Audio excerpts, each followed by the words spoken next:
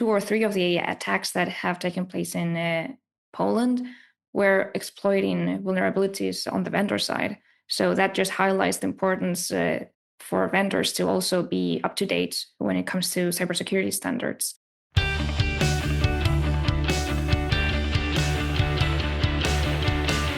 I am Reese Tisdale, and this is The Future of Water, in which we talk about all the ways which companies, utilities, and people are addressing the challenges and opportunities in water. This is episode 130.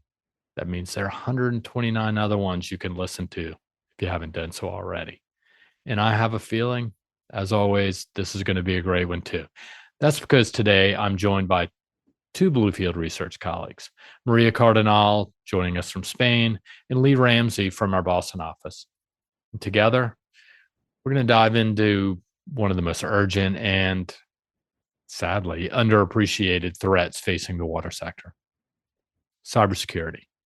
In recent months, our team has seen a surge of cyber activity targeting water and wastewater treatment systems, from the U.S. Cybersecurity Infrastructure Security Agency's release of 32 new control system advisories in August, just a couple of months ago, to Poland's launch of a national cybersecurity framework for water utilities.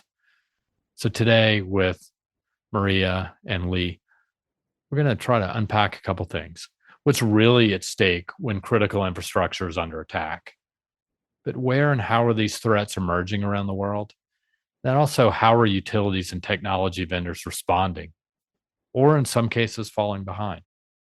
But before we get to Maria and Leigh, you're going to have to bear with me just a little bit longer because something caught my eye this past week. I want to thank all of my friends, family, and others who shared a Wall Street Journal article with me this weekend. It's about Corpus Christi, Texas, which is on the brink of a water crisis that could seemingly ripple through fuel and chemical supply chains.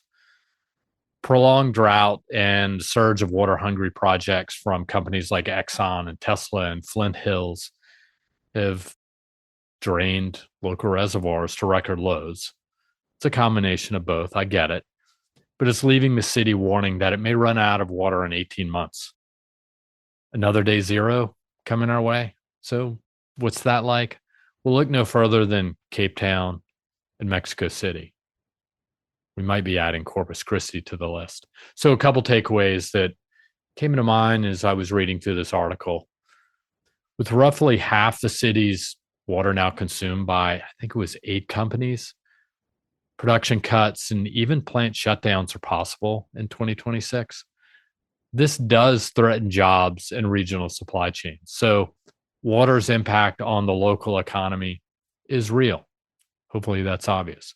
But this shouldn't be news to the city because a proposed $1.2 billion desalination plant was scrapped over sticker shock.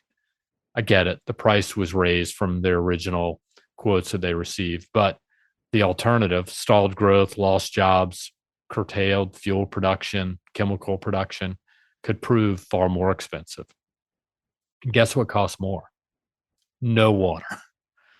So residents are already under watering restrictions since December, and they're lining up for reclaimed water. And in some cases, this is one of the lines that really caught my eye this past week. Some people are hoping for a hurricane to refill reservoirs. So one thing that I couldn't fathom is that. So talk about cutting off one's nose to spite their face. This is insanity. But it's also a revealing commentary on our priorities. And we're all in this together. This is a collective problem. The region has spent decades courting heavy industry with cheap land, labor, energy, yet recently balked at the price of drought-proofing its water supply. Go figure. Sooner or later, I think we're all going to realize that climate is a shark, water is the teeth. Comes in different forms and fashions, and this is one of them. So with that being said, let's get to Maria Cardenal and Leigh Ramsey and talk a little bit about cybersecurity. 70 million. That is 70 million gallons. That's how much water Las Vegas recycles every single day. That's enough to supply more than 200,000 homes and cover nearly all of the city's indoor water use. It travels what I think is a remarkable path from city drains to treatment plants, back to Lake Mead, and then once again, back into the showers, into the fountains, and even the casino floor air conditioners. So, in a place where it rains only 4 inches a year and where the city's survival depends almost entirely on Lake Mead, this cycle of reuse isn't a luxury. It's really what I would say is essential. But every drop does carry a story of policy, technology, and necessity. But resiliency isn't by luck, it's by design. So next time you're in Las Vegas, remember what happens in Vegas stays in Vegas. All right, so I'm joined here by Maria and Leigh. Maria, how are things? And before I get into it, you got to tell me how the weather is in Barcelona. The weather is lovely. It's actually super sunny. Yesterday it was rainy, but today sunshine. So very happy about that. And I think we've squeezed this in because didn't you just come back from Madrid yesterday? Yes, indeed. I was in Madrid at an event to talk about digitalization in the water sector and energy efficiency. And weather was lovely weather as well. So, happy all around. Well, I can't say the same thing for here, and I'm going to let Leigh answer that question. So, this is your first time on the podcast. So, why don't you tell me where you are and why don't we talk about what you focus on first? Yeah, thanks for having me. So I'm also calling in from Boston, where we are sadly coming off a nor'easter. So the weather is not as sunny and lovely. It's a little more windy and still kind of wet. But yeah, so I just joined Bluefield in August, and I'm working on the digital water team with Maria, who is my counterpart. It's been great so far, and diving into looking at Australia right now. Nice. All right. So, apropos digital, because that's something both of you guys work on. In recent months, we've put out some research. I think both of you have focused on a surge of cybersecurity alerts in different parts of the world. And so I think independently, you guys sort of put some things out looking at, hey, what does this mean? What's happening? Because these events, they basically underscore that water systems, which were once considered too small or obscure to be hacked, are now seemingly in the crosshairs of international hackers. Maybe we'll get into that in a minute. So, why don't we talk a little bit about cybersecurity and maybe start with the basics? And I'll throw it out there, and one of you guys can jump in, maybe Maria.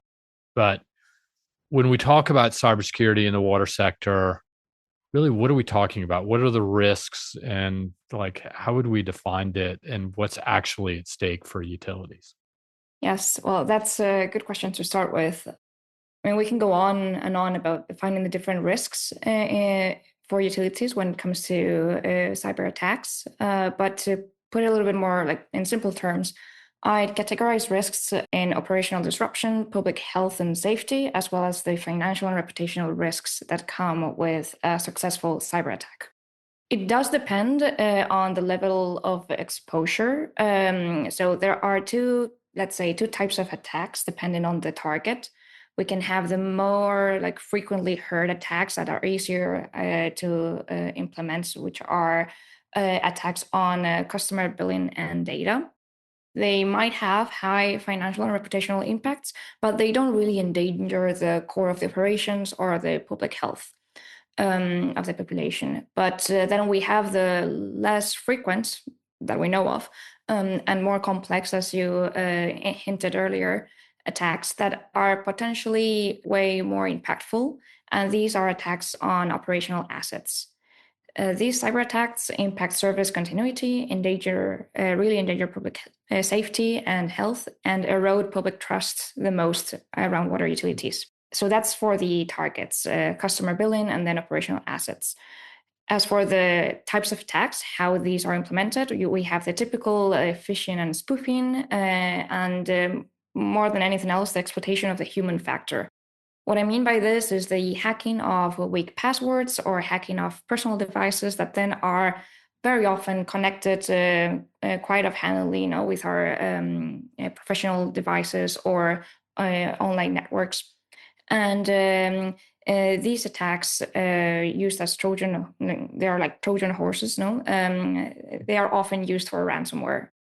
On the more sophisticated side of things, and these are usually typically more on the operational assets, we have attacks that include OT system manipulation and sabotage, distributed denial of service attacks, and then attacks that just are not as dangerous from the start, but they are more of an exercise in terms of reconnaissance and target probing attacks.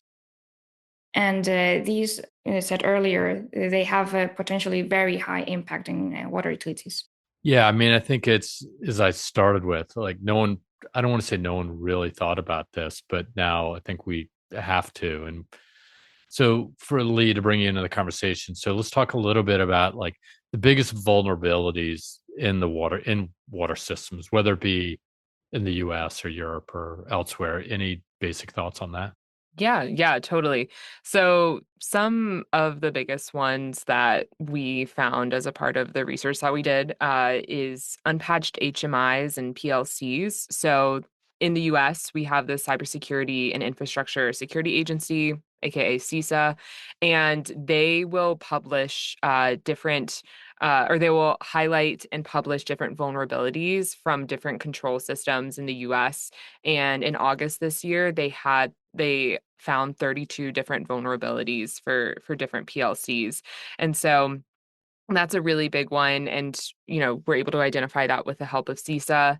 Additionally, a lot of these systems are what we would consider legacy systems. So they're 15 or 20 years old and they just don't have the sophistication to implement the modern cybersecurity protocols or authentications to secure the systems.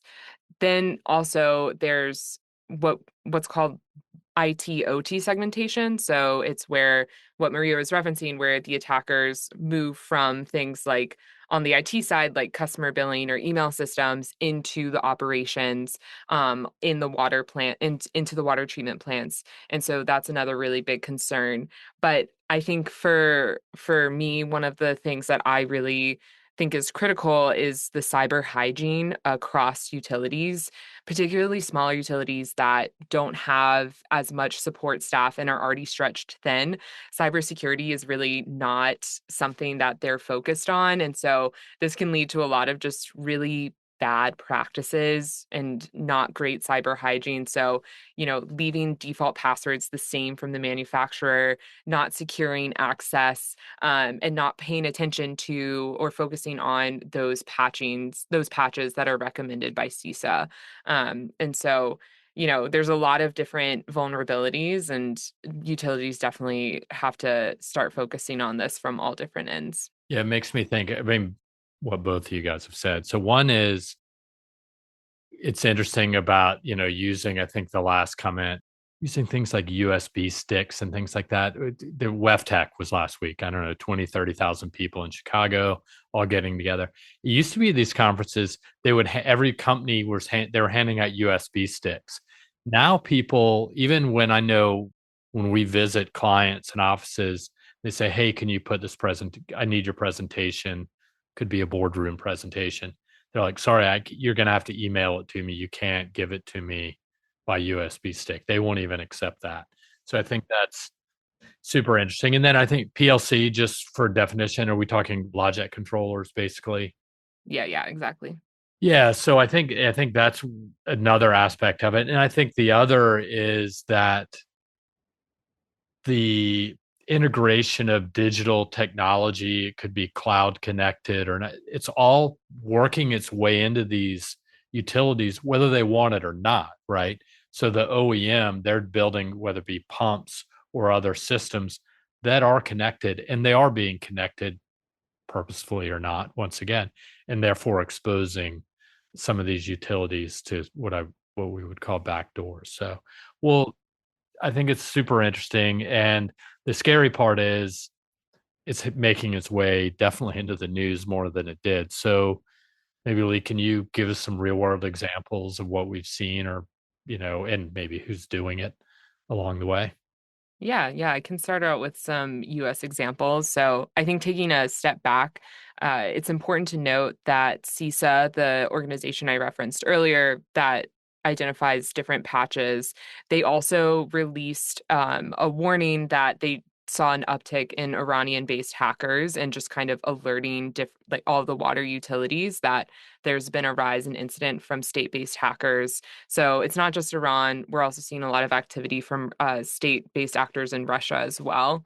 And so in Aliquippa, Pennsylvania, there was an Iranian-based group that claimed or that took credit for this hack where they exploited the default HMI credentials at a booster station. Nothing did happen. They switched off the automatic controls once they got the alert that there was someone that had entered the system. But I mean, it just goes to show you cyber hygiene is so important. They had just left the default password from the manufacturer, and that's how the Iranian-based group was able to enter.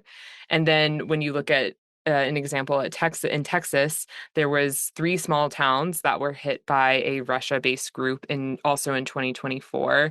And in one of the towns, Muleshoe, say had some water tanks overflow, and there wasn't any attempts to tamper with the water quality, but that was like a physical impact that happened there. While there was another in one of the other towns in Hale Center, there was 37,000 login attempts into their water utility system. And, these are really small towns that are dealing with this.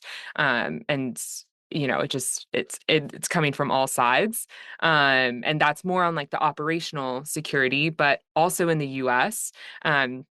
American Water back in 2024, they had a breach into their customer billing system. And so they actually had to disconnect their billing system and take it offline. And as a part of the cyber incident reporting for critical infrastructure regulations, they had to report the incident to CISA within 72 hours. So on that side, being a public utility, or excuse me, a publicly traded utility, there is some credibility there to make sure that they're sharing what's happening and being honest about any sort of attacks that they might be experiencing.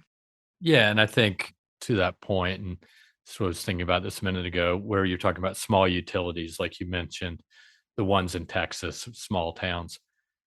It's an older report, older data, but 85% of water utilities in the US alone serve or have less than 3 employees. That was some analysis that was put out a while back.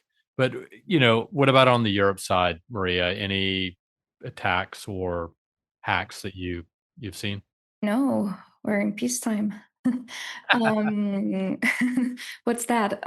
No, for sure. There's been an uptick in attacks, especially those linked with Russia or with pro-Russian hacker groups.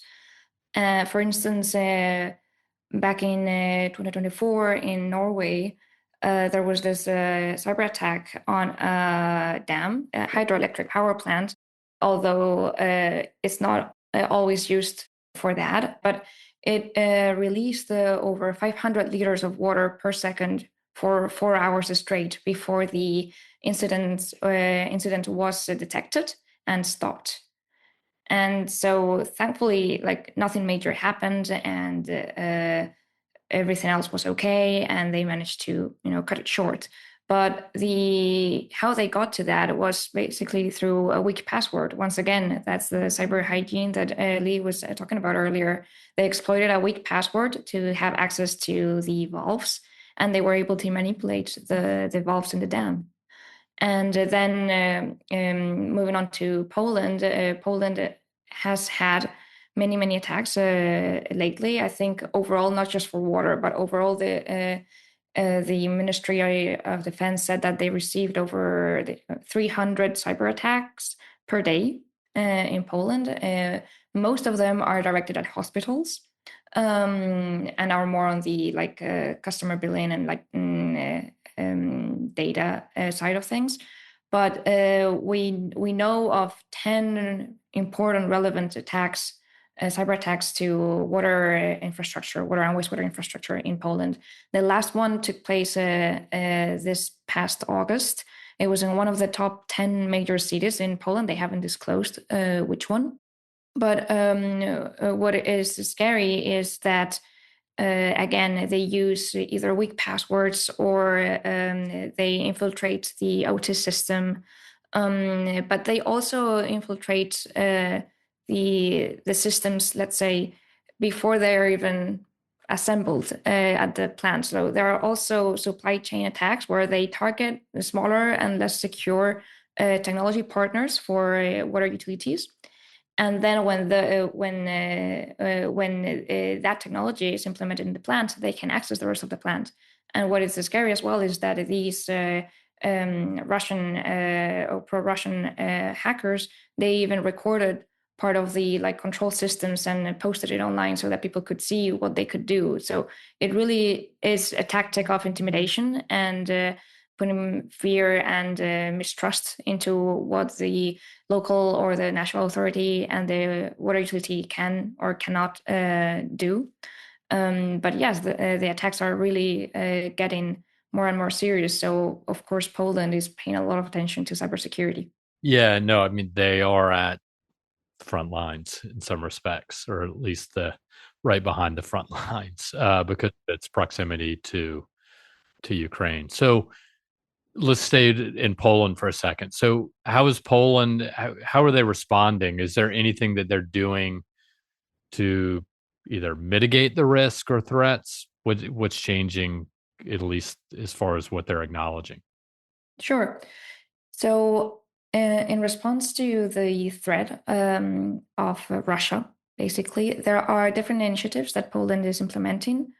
I think we will talk a little bit later, perhaps about regulations, but focusing more on the programs and the funding that is needed to upgrade all of our online or digital systems.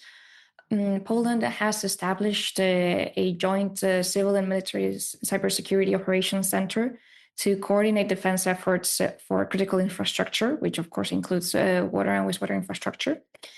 And it is in the middle of a major overhaul of its of digitalizing all of its public administration. So it's in there is this program called the Digital Decade. So they are pushing for all the local, regional, and national level administrations to become more digitalized. And on top of that, there are specific cybersecurity funding programs for those different levels of government, and even more, I think, unique to Poland compared to the rest of Europe. There is a specific program that called the Cybersecure Waterworks that, as the name suggests, is really just focusing on implementing high cybersecurity standards to the water and wastewater sector. And they are offering over 83 million US dollars for funding by the EU institutions and also by the Ministry of Defense, I think it is, from Poland, and digital issues. And they are going to benefit over 500 entities across Poland in the water and wastewater sector.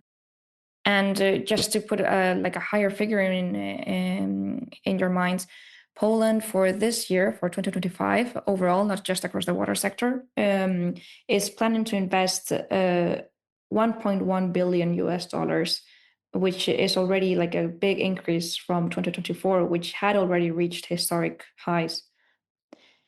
And then, as a last point, moving away a little bit from funding, but more of a initiative at the utility level. This is a utility-led initiative called I'm going to pronounce this wrong probably, but the ISAC What Can project, which is a platform for just information and knowledge sharing across utilities to strengthen the cybersecurity of Polish water systems. I think, I'm just wondering, is 1.1 billion even enough for Poland, right? It seems like, you could take that, and it doesn't seem like enough, but I don't know the full context. I think as we dig through it. So, I mean, let's turn it to the US, Leigh, just a little bit and talk a little bit. I mean, is there any funding that you've seen in the US? And then we can talk a little bit about maybe what does this mean for those utilities that don't have anything, the financial resources, the small and the rural. So what do you think? Yeah, totally. I mean, if 1.1 billion isn't enough for for Poland, I'm worried that the US is really far behind. So just this year, the EPA announced 9 million in funding for medium and large water utilities to help enhance cybersecurity measures. So definitely quite the contrast in magnitude to Poland. And again, it's only for medium and large water utilities. So those utilities typically have more resources, more staff on hand, and they can help build out those robust systems. But again, those smaller and rural systems don't have that. Like you mentioned, most utilities have less than 3 employees. And so there are a few programs that have come up across the US outside of government funding. So the first is at DEF CON.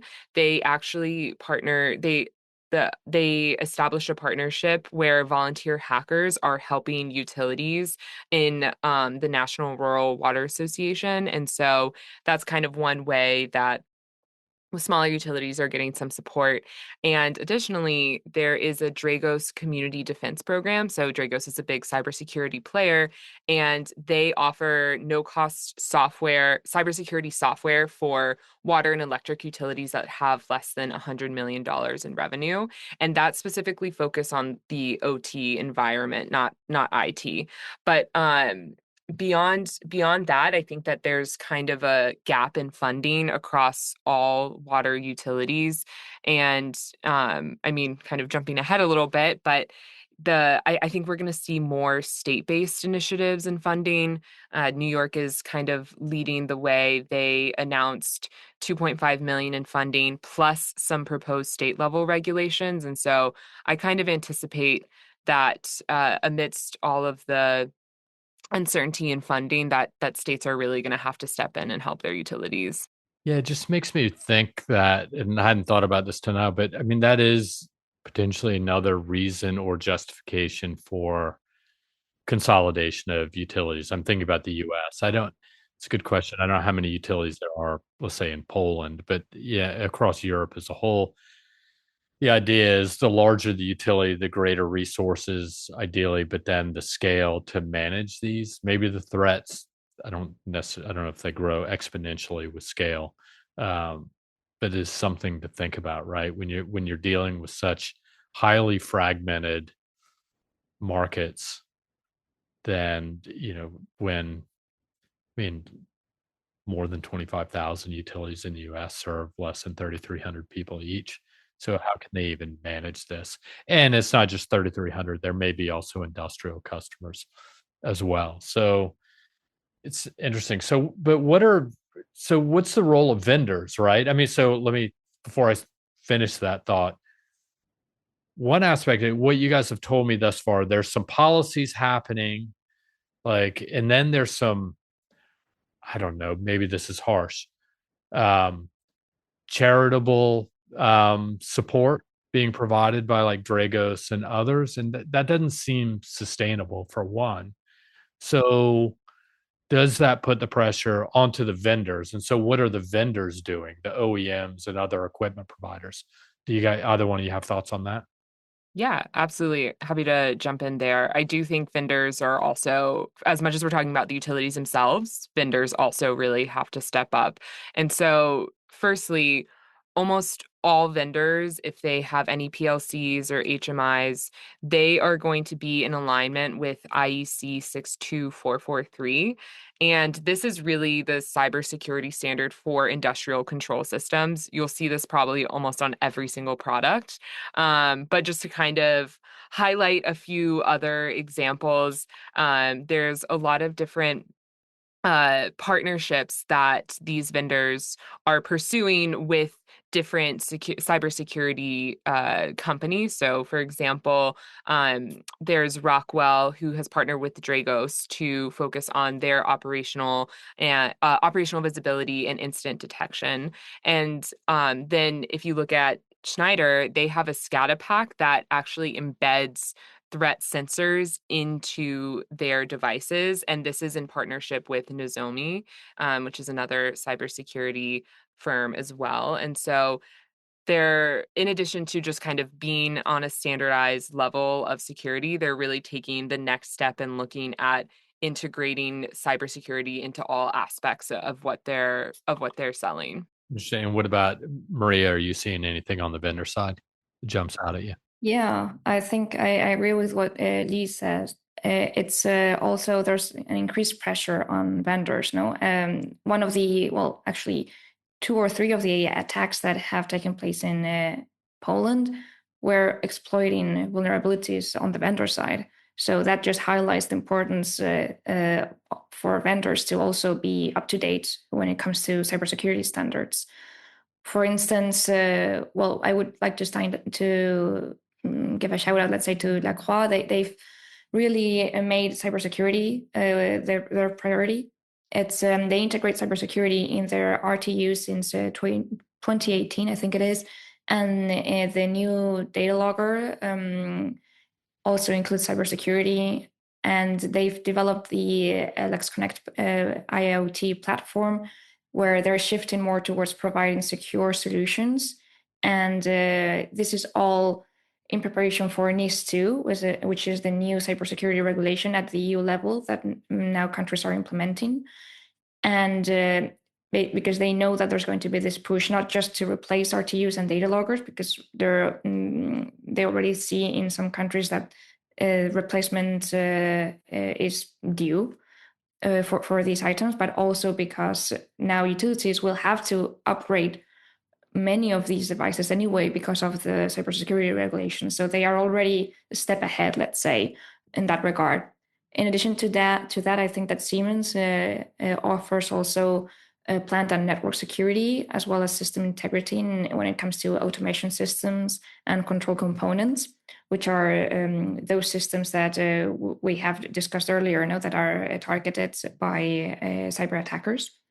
And then other vendors that typically didn't offer so many, let's say, monitoring services or ongoing support to utilities have also broadened their scope of services to include, for instance, ABB now includes cybersecurity services, which focus on security maintenance, event monitoring, and incident response when it comes to their sensors and their IoT devices. Well, you mentioned, was it NIS2? So that's policy, right? So let me sort of focus on that for a second, Maria.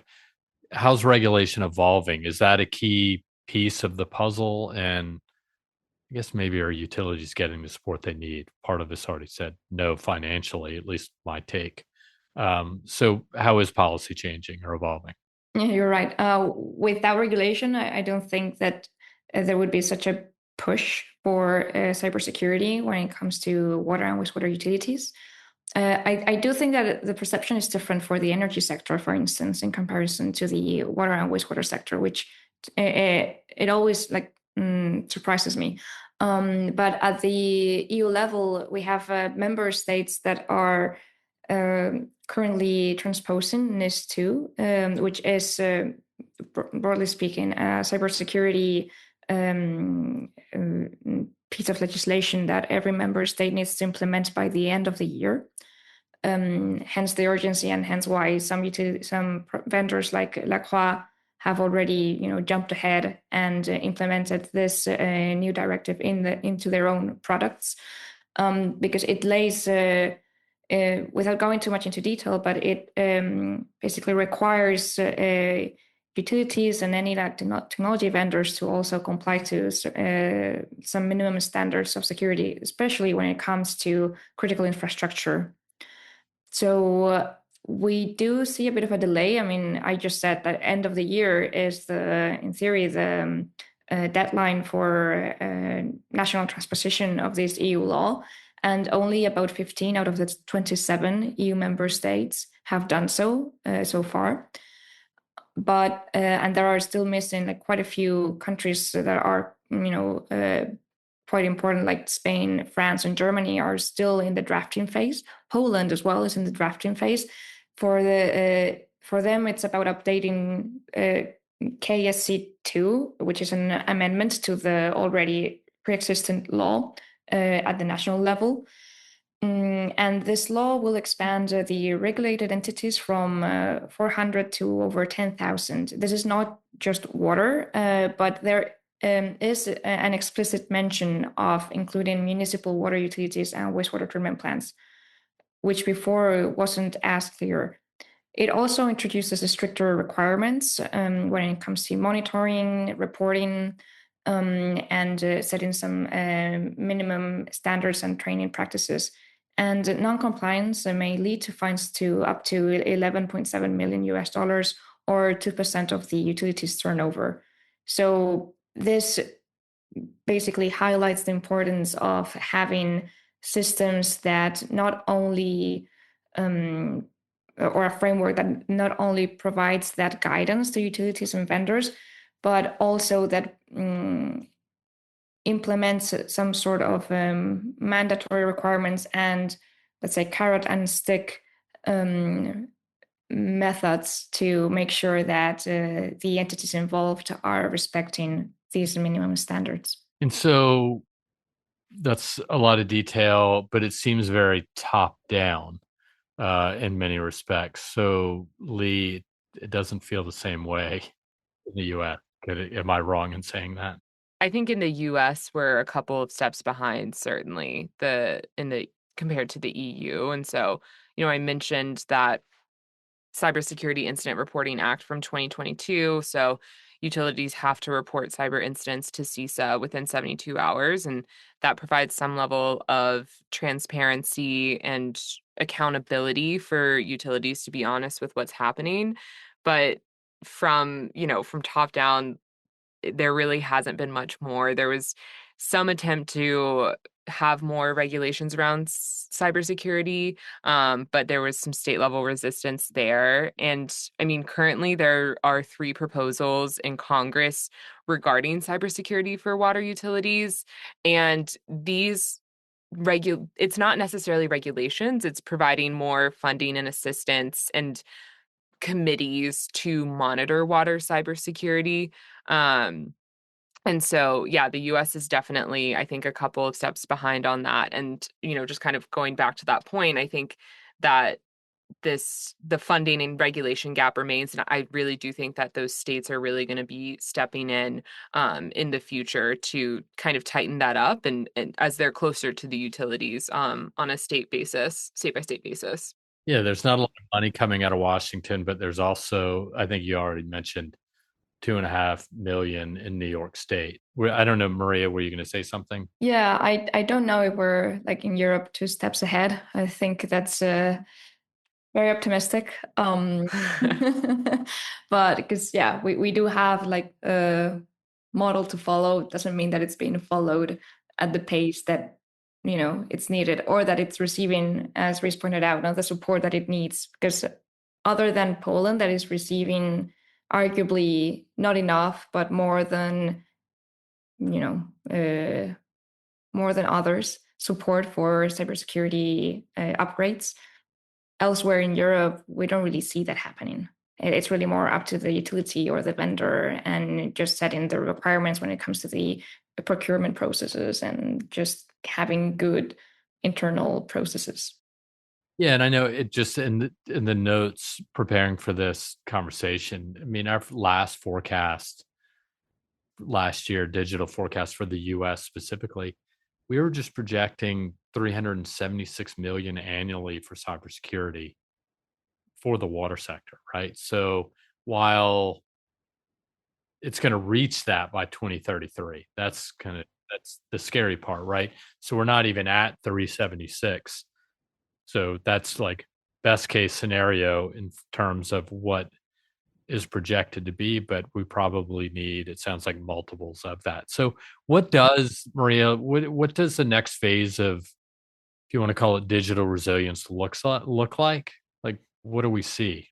So I think there will be more monitoring on a continuous basis, not just ad hoc audits here and there to comply with some, yearly, like annual goal of checking the lists. I think that it will be more of a continuous exercise. I think as well that automation, when it comes to detecting anomalies outside operational anomalies, no, like detecting more than that, and analyzing and trying to identify what is an operational anomaly and what might be coming from a cyber attack. I think that will be more, I don't know if frequent, but at least more accessible to utilities as the technology progresses, no, and develops. There are more software providers offering solutions, cyber defense solutions to utilities. There is actually an interesting case. We haven't discussed this before, but the Ministry of Defense in the UK is going to, or has already tendered, the management of their water and wastewater systems across the UK to a single utility. And that will, of course, come very much hand in hand with cybersecurity. Because we're talking about Ministry of Defense infrastructure and bases. And I think that will, at least in the UK, I think it will really bring to the attention of the utilities the importance on cybersecurity, and the utility that wins that contract will implement those learnings in their own infrastructure, in their own systems and assets. And hopefully that will have a spillover effect, as also then other countries like Poland will have these like utility-led knowledge sharing platforms. And that will hopefully encourage more collaboration among the good guys, let's say, to build cybersecurity and cyber defenses. But at the same time, a lot of it, from my point of view, has to do as well with the workforce. We say that, we've said it many times today and in different conversations, like with different like vendors and utilities, when it comes to cybersecurity, is not only, or not even so much, the system security itself, but the people. No, so I think as workforce shifts from one generation to a younger generation that is more technologically savvy and hopefully more cybersecurity aware, this will become easier to implement. As in, I don't think that there will be as many passwords left from the default passwords from vendors. I do think that people, and also systems, do remind constantly, like, we have to change our passwords every so often. No, so I think that will happen more and more periodically, and that the younger generation will help improve cybersecurity from the human factor for utilities. You're more optimistic than I am. I mean, I have children who are 14 and 16, and seeing what they do online, I'm not sure, they're definitely not concerned about security or cybersecurity for that matter. But they are more technologically savvy, no doubt. And I agree with you. Just, secondary verification and things like that or they're kind of baked into systems, at least at this point. I think your other point about the UK, I thought that was interesting. The Department of Defense sort of outsourcing those systems to a utility or private operator. That happens in the US as well, but at a much smaller scale, right? So I don't have the number in front of me. Well, the UK is also a smaller country than the US. No, and we've got military bases everywhere, but it is interesting. I mean, but there are a couple companies: American Water, American States, Cal Water. These are all investor-owned utilities. They do have long-term, I'd say 50-year contracts to manage military bases around the country. I don't think around the world specifically. But that being said, I don't know if they are being held to different standards or having to do more because they are military bases than they would otherwise in, let's say, Aliquippa or somewhere like that have had attacked. I'm sure they do. Yeah. And the US has military bases all over the world. So who's managing those? That's actually a good question, maybe a good research question for the rest of the team. So, well, Leigh, if you had to say how quickly practices will change, what do you think? Yeah, I mean, I think cybersecurity is similar to the water sector as a whole, where adoption rates and innovation can just take a little bit more time to adopt for a variety of reasons, some being uncertainty or lack of knowledge of the technology, and some of it being more so on the funding side and the availability of resources. So I think I am optimistically saying that I think there is a heightened sense of security and higher sense of urgency, just given the whole macro global situation and the trends that we have been seeing. So I think adoption will still be slow, but I hope that it does ramp up in reaction to everything that is going on. I think the water space, typically you talk about being reactive or proactive. I think we're kind of in this reactive moment where utilities are just kind of doing what they can in response to what they've experienced. And so hopefully we'll move into higher rates of adoption and utilities being more proactive about cybersecurity. Maria, what do you think? Well, you've tagged me already as the optimistic here, so I'm going to end on an optimistic note there. I do agree things are moving more slowly than we hope for, and that it will take time, and there will be many, many incidents still to come before something happens. But with new technologies for cybersecurity and other like operational assets, I do think that there's also this hope that training and learning is changing as well. And there are more ways to engage in a more meaningful manner staff, or like onboarding trainings can be more interactive.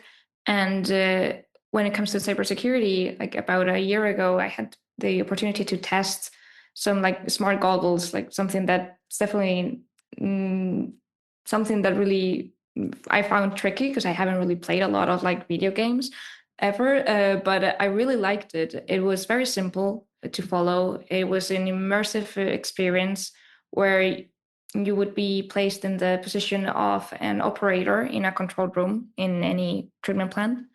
And you had to make sure that you had good cyber hygiene, and you followed all the security rules that any person with access to the control room should follow. That's from, not leaving passwords written down on a post-it somewhere, to not leaving your keys, or always having your, badge with you, and stuff like that. And it's definitely different when you read a PDF about that and you're just skimming through it, quite bored because you want to get to your job, or when you're just like watching a slideshow from your manager telling you, oh, these are the security protocols, blah, blah. Like that's something that really puts you in situation. And if we change also how we approach these new processes, I think it will make it easier as well to implement them and make them really part of our day to day. And that goes for the water sector and utilities, as well as ourselves, or any other player that is linked with like critical infrastructure. Yeah, I agree with you. And I think just no one likes the friction of the change, right? When you've got to go through different steps to get through the door. I mean, we deal with that internally, right? It's like, oh, sorry, our passwords need to be changed every however period. We're going to shorten that window, and it's like, oh no, I'm going to have to, punch in the code to get back into my email or into the server. It happens, right? I think it's human, and but there's a price to be paid if you don't do it potentially. So, and I think you guys have laid some of that out, whether it be in the US or Poland or elsewhere. So, all right, guys. Well, one last question for both of you. I'll start with you, Maria. What are you working on next or now, and what can listeners expect to see research wise from you, and maybe our next conversation? Sure. So I am working, I'm finishing an energy report. So I'm working on energy optimization in water and wastewater systems, focusing on the movement of water. So we have identified what are the key energy, let's say, hungry processes in the water system, and how can a utility diminish their energy costs, as they are a big part of OPEX, are one of the top three operational expenditures when it comes to managing the water cycle. So I think that's going to be a very interesting report. I've definitely learned a lot throughout the process, and Leigh has also helped me out there with some case studies and identifying some companies.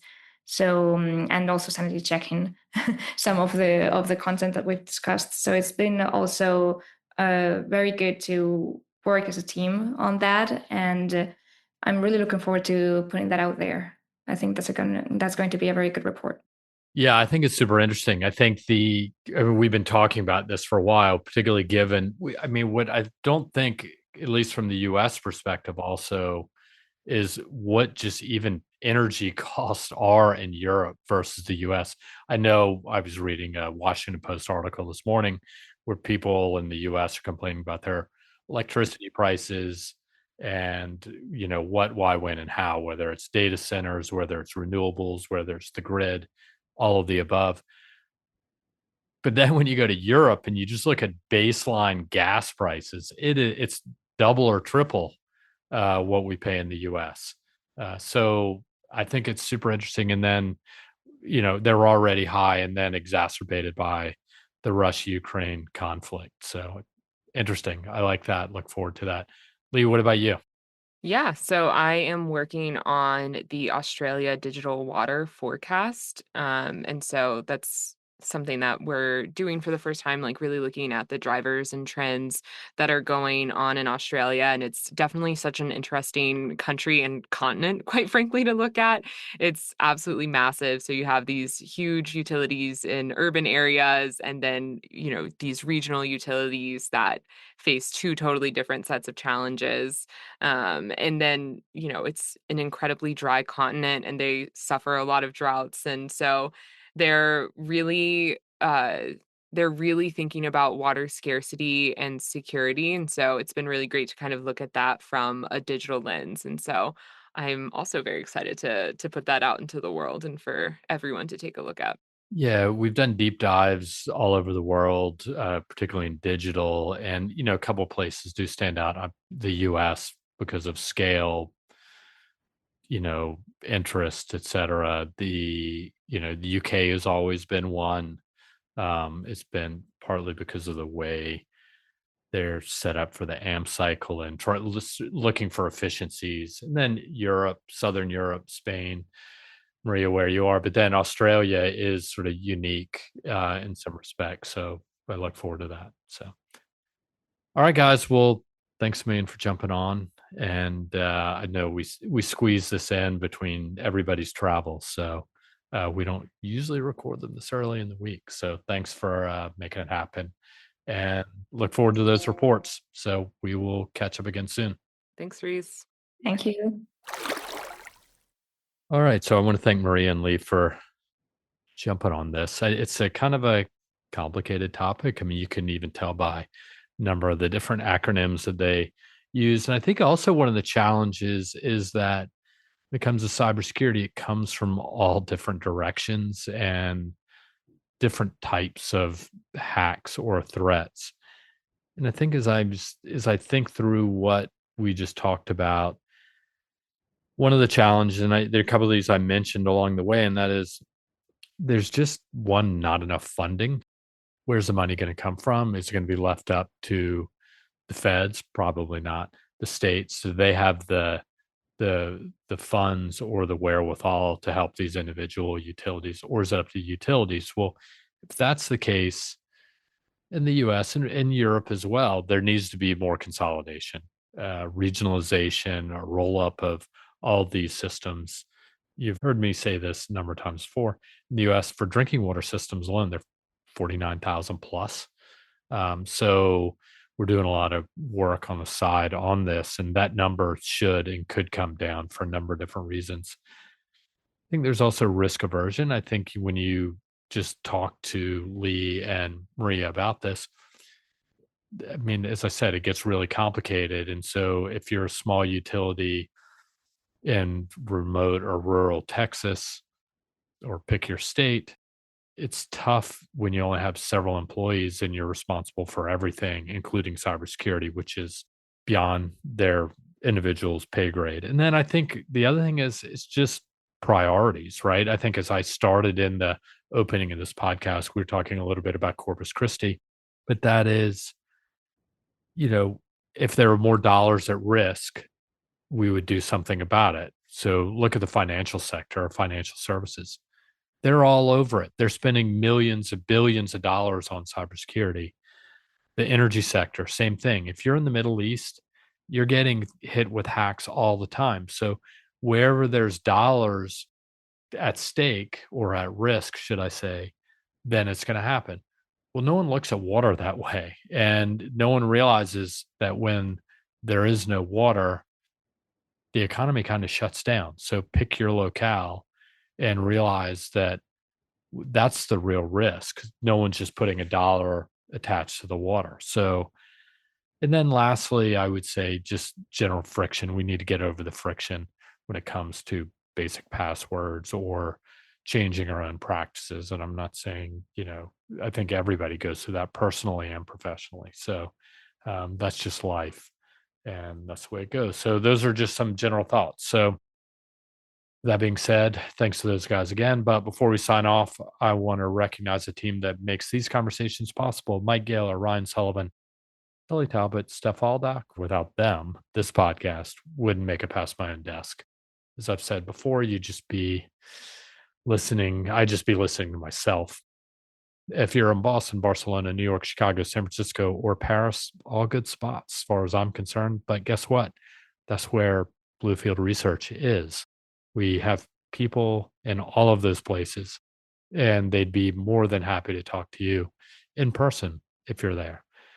If you have any ideas, topics you'd like us to tackle, send us a note at waterexperts@bluefieldresearch.com. Lots of mouthfuls here. This podcast is for you, and your input helps shape it. If you've enjoyed today's episode, the best way to support us is simple. Share with a friend, a colleague, or someone who cares about the water sector. And also, you can give us 5 stars in the rankings. Just scroll down and just press the button. This podcast and these water industry insights have been brought to you by the one and only Bluefield Research. To learn more about us, visit us at bluefieldresearch.com. Until we talk again, be well, be safe, and take care.